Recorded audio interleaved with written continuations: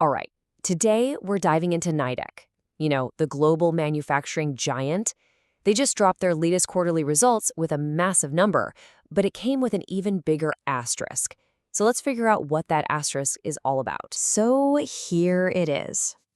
For the first quarter of fiscal year 2025, Nidec is reporting sales of nearly 638 billion yen. We're talking over 4 billion US dollars.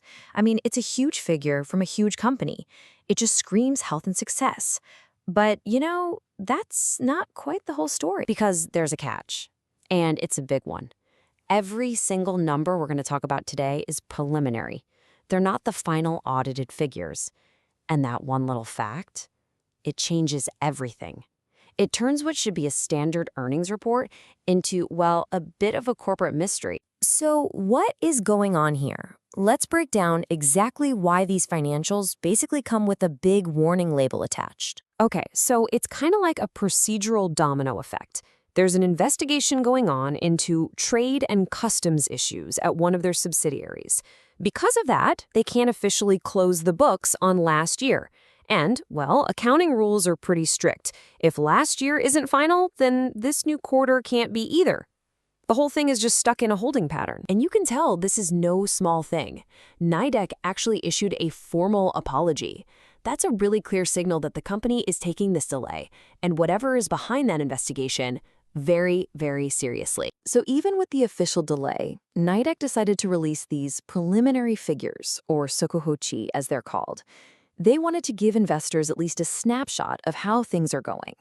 So let's take a look at what this unofficial data tells us, but let's keep that big asterisk firmly in mind, okay? Right, now we get to the numbers themselves. What kind of story are they telling us about the company's health in this first quarter? At first glance, it's a mixed bag. Sales dipped just a tiny bit, down 1.6%.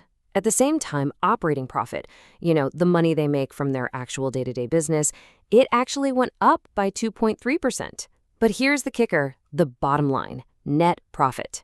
That plunged by almost 19%. So you've got this sort of stability right at the top. A little dip in sales, a small bump in operating profit. I mean, if you only looked at these two numbers, you might just think, hey, business as usual. But you can't stop there. This is a number that really makes you go, whoa. A nearly 19% drop in net profit is a pretty big deal. It definitely hints that there's some serious pressure somewhere under the surface. So the real question is, what's causing such a big dive? To figure that out, we've got to look inside the machine.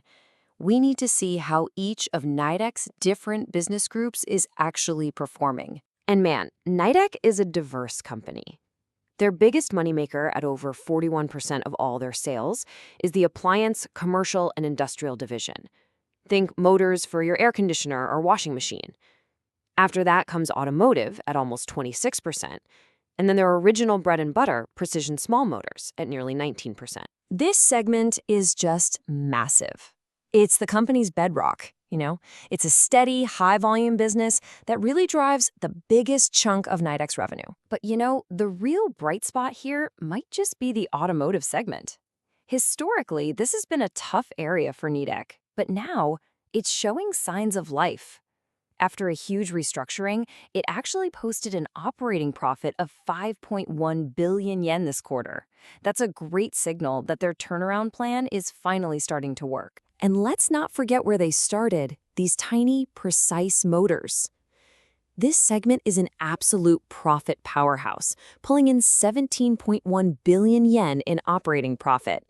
It's done a fantastic job of pivoting from older tech into new growth areas, especially with the boom in data centers. And that brings us to the story Nidec wants us to be talking about, because despite all this background noise from the investigation, the company is making some really strategic moves for its future. So a key part of their strategy is just smart expansion. They recently acquired a company in China called Zcom, and this move broadens their whole tech portfolio. See, they were already really strong in one type of compressor, and now with Zcom, they've added another.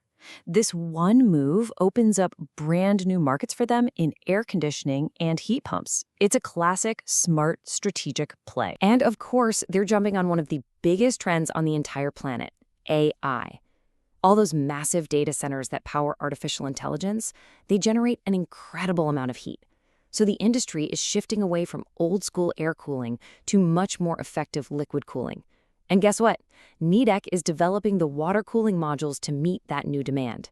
This is a huge, brand new market they're trying to position themselves to capture. So we've got this picture of a company making some really smart, forward-looking moves.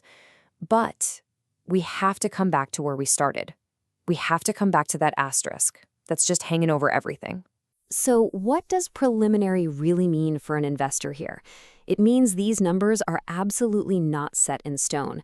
Nidec has been very clear. Any costs from that ongoing investigation are not included in these figures.